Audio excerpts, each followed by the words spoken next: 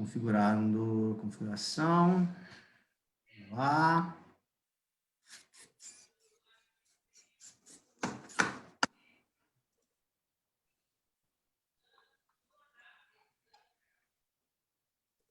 Boa noite, galera do Facebook. Estamos ao vivo mais uma vez com mais uma live de quarta-feira dessa vez. Foi o tempo que a gente arranjou aí para conseguir contemplar todos os pré-candidatos.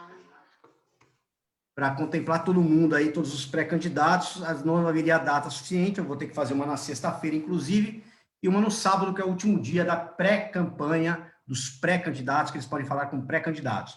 Então, do meu lado aqui, o meu aluno de Taekwondo, Jefferson Peccori, foi aluno há muito tempo atrás, não vou falar quanto tempo, se não entrega a minha idade, não a dele, mas o Jefferson foi meu aluno de Taekwondo, isso muito me honra estar conversando com ele agora, e eu vou falar para ele já o que eu falo em todas as lives, né, para todo mundo. Essa live é uma live pessoal, eu não sou página, não sou fanpage, não sou entidade, não sou nada, sou uma pessoa, sou um cara aí que deu a louca de fazer esse negócio com os pré-candidatos, né, fiz um desafio aqui, todo mundo aceitou, foi muito legal. A gente já fez com 2 pré-candidatos. A última live nossa alcançou 2.000 visualizações. Quero agradecer a todo mundo que tem compartilhado, tem curtido. Então, a gente vai fazer agora com o Jefferson conversar. Aí, explicando, eu fiz essas lives, né, como falei na primeira, porque eu, sinceramente, não tenho candidato a prefeito ainda. Estou decidindo nessas lives, estou escutando as ideias nessas lives, sinceramente. Tá? Na maioria das eleições, eu já tinha cara, é o que eu vou votar, não sei o quê. Não, dessa vez eu não sei, tá? Apesar do Jefferson ter sido meu aluno, a gente vai conversar, vou ouvir as ideias dele, escutei o Paulo Roberto Abiazar, escutei o Newton, vou escutar o Marcelo Comeron, que já está marcado, a Ana Paula precisa definir a agenda dela, se ela vai poder mesmo ou não, mas vou escutar todos, e aí sim, no final eu vou decidir quem eu vou votar.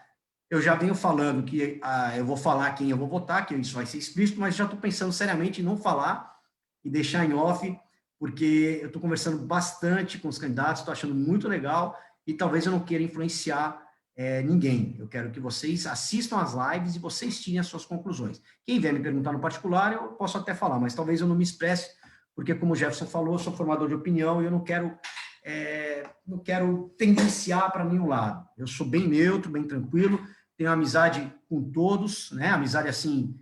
o Jefferson foi meu aluno, como eu falei, mas não tenho contato mais com ele, a gente estava conversando agora informalmente, o Newton a mesma coisa, o Paulo, não sou amigo de nenhum pré-candidato, tanto que não tinha o celular de nenhum deles, tive que ir pedindo via Messenger, Facebook e tal, então isso que eu quero deixar bem claro. As perguntas, não tem perguntas estipuladas já, tá? Eu entro antes com o candidato, como eu faço com todos os 15, 20 minutos, para ele se acostumar com o Zoom, com a plataforma, falo como é que vai ser, faço uma pergunta ou outra para não falar besteira, tá? Mas não tem pergunta combinada, não tem nada que... Eu vou perguntar o que eu quero saber. Se você quer saber outra coisa, faz a pergunta aqui no Facebook que eu passo para ele. Se você quer, de repente eu ouvi falar já, você não fala sobre tal coisa, não é meu interesse. Aí você faz uma live e você pergunta para os pré-candidatos, tá bom? Vou começar hoje. Jefferson Peccori. Jefferson, boa noite. Obrigado por aceitar o convite, é o desafio, né, de estar falando aqui ao vivo, sem assessor, sem papelzinho, sem nada combinado, né? E primeira coisa, parabéns pela coragem, tá? Antes a gente já estava em off aqui, eu já falei, parabéns pela coragem de sair candidato a prefeito e pelo seu partido. Lembrando que pelo colégio eleitoral, pelas leis eleitorais, você não pode falar número, nem falar que é candidato, nem pedir voto. Tá? Então, por isso que eu vou falar seu partido, essas coisas, todo mundo sabe nas entrelinhas, né, mas a gente não pode falar. Tá bom? Jefferson, bem-vindo, parabéns pela coragem. Professor Marcelo, me permita me dirigir assim ao senhor, porque a gente, depois se torna professor, a gente sabe o quanto é importante um professor nas nossas vidas. Agradeço ao convite, boa noite a todos e todas que estão acompanhando aí o seu perfil do Facebook. Parabenizo por essa importante iniciativa, assim como a gente dizia antes de começar, no Brasil a gente precisa valorizar esses espaços de diálogo. O diálogo é a fonte de construção de tudo, das soluções, das denúncias, sempre o diálogo como maneira de resolver os problemas da nossa sociedade. Então eu louvo esta iniciativa, agradeço aí os parabéns, realmente vai ser uma tarefa dantesca, porque eu também tenho uma filhinha de 2 anos, a Melina, que faz hoje 2 anos, parabéns para minha filha, minha esposa está acompanhando Ela pediu para deixar registrado. Está registrado, já deu meu presente aqui. Então, dantesca porque a gente tem as tarefas familiares, as tarefas do trabalho e também essa tarefa, né, o envolvimento na política, na ideia de transformar a sociedade naquilo que a gente pensa que é uma sociedade mais justa, fraterna e solidária. Eu sou, neste momento, professor Marcelo, o candidato mais jovem. Tenho 31 anos, completados em janeiro, então já estou mais próximo dos 32 do que dos 31. Sou casado, tenho uma filha, meus pais são aqui de Registro, seu Jamilton, vereador da Vedete, professora Cláudia, professora do Estado. Apesar de ser jovem, eu tenho aí uma formação que muito me orgulha, não é modéstia à parte não, foi muita luta, a luta dos meus pais, muito suor, muitos anos que eu fiquei fora 10 anos estudando, fiz graduação em Relações Internacionais, mestrado em Relações Internacionais, estou na beira aí de defender a tese no doutorado em Relações Internacionais, 2 intercâmbios, uma ida na ONU, uma ida na Rússia representando o Brasil, trabalhei com comércio exterior, com relações internacionais entre os países, né? Trazendo para cá mercadorias, exportando mercadorias. Atualmente sou professor, dou aula em cursinho, né? De matérias correlacionadas à minha área, geografia, história, sociologia. E aí assumi essa tarefa aí faz 3 anos, menos de 3 anos, sou filiado ao Partido dos Trabalhadores, uma proposta de renovação partidária, da gente olhar para trás, fazer uma avaliação daquilo que a gente precisa mudar, daquilo que a gente pode construir de novo e daquilo que eu poderia contribuir, né, enquanto ser humano, enquanto aquele que se interessa. Desde muito pequeno, meu pai dizia, né, que é preciso mudar a nossa vida, mas não precisa passar por cima de ninguém para isso. E a política é essa chance de melhorar a nossa vida e a vida de todo mundo. Então, mais uma vez, eu agradeço o espaço, estou muito feliz mesmo, porque nossa campanha vai ter que ser assim, né? Com espaços abertos para discussão, que a gente espera que as pessoas vejam a diferença entre a nossa fala e a fala dos demais concorrentes. Não adversários, concorrentes. Legal, Jefferson. Jefferson, a pergunta que eu faço para todos, e que realmente alguns eu não sei, quem que é o seu vice e por quê? Minha vice é a Filó Poeta. A Filó Poeta. Acho que você já conviveu com ela, de repente. Ela foi minha chefe. Isso. Eu fui agente de crédito do Banco do Povo Paulista. E, entre aspas, ela era minha chefe, ela que aprovava como é que esqueci o nome agora? Os meus empréstimos. Prestações de crédito. Eu tinha que puxar o saco dela para ela aprovar meus créditos. Mas fora isso, eu a conhecia já de outros carnavais, de escolas culturais, né, que alguns que eu participei. Então, é uma pessoa que eu conheço bem, gosto muito. Isso.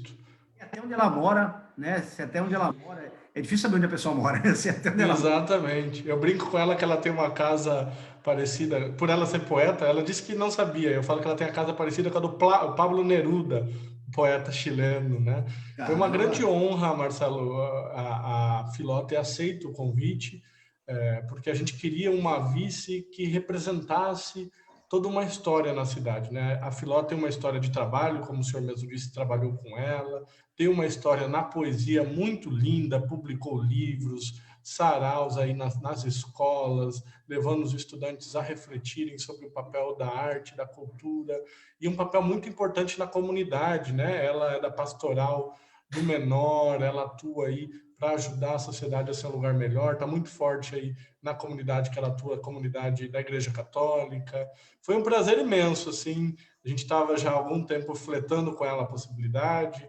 Ela também tem outros ativismos na vida aí, muito importantes, mas eu vou deixar para ela, que ela se apresente quando ela falar um dia. Até aqui deixo a minha sugestão, se você entrevistar os vices, acho que vai ser muito bom também para mostrar a qualidade da nossa vice. Tenho muito orgulho dela, quanto mais ela falar, tenho certeza que mais as pessoas vão se apaixonar pela nossa proposta, e aí ela vai poder contar as outras bandeiras dela também. Mas exatamente isso, uma mulher da cultura, uma mulher que trabalha com muita força na religião, uma mulher, não é, que representa a ideia aí da renovação com experiência, com qualidade, né? Ela já é aposentada, ela tem uma história muito bonita, filhos, netos, e eu aí com filha de 2 anos agora, entrando na política, primeira candidatura. Vamos aí, eu acho que vai dar certo essa dupla, professor. Que bom, fico contente. E, Jefferson, toda live depois eu fico me assistindo. E como a gente fala besteira, às vezes ao vivo, sai errado, que eu falei Sarais, né? Acontece, fique tranquilo. Esse deu tempo, quando saiu, no meu ouvido já doeu, aí corrigiu.